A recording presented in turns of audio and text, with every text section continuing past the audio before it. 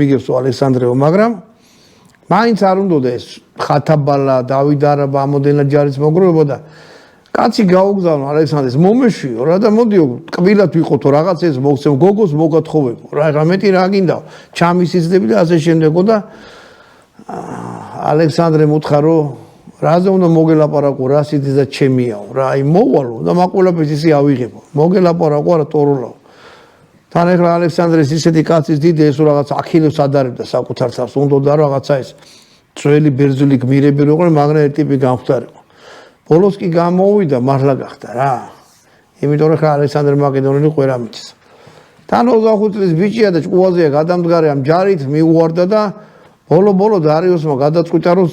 გენერალური ბრძოლა გაემართა ამისთვის ამ ბოლო მოევა ალექსანდრეს თარეშის მთელი იმპერიიდან მოაგროვეს ჯარი ისტორიკოსები წერენ 200,000-დან 300,000-მდეო მაგრამ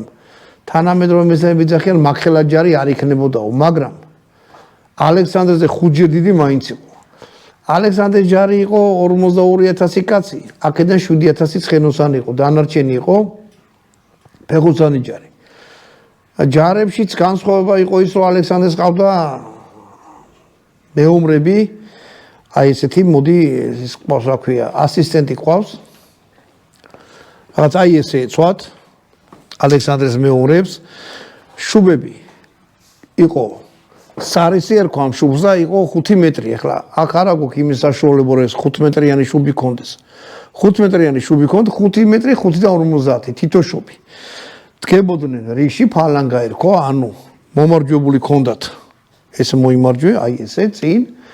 და წარმოიდგენთ აგენდა 5 მეტრი კიდე გაშვერილი იყო წინ ეს შუბი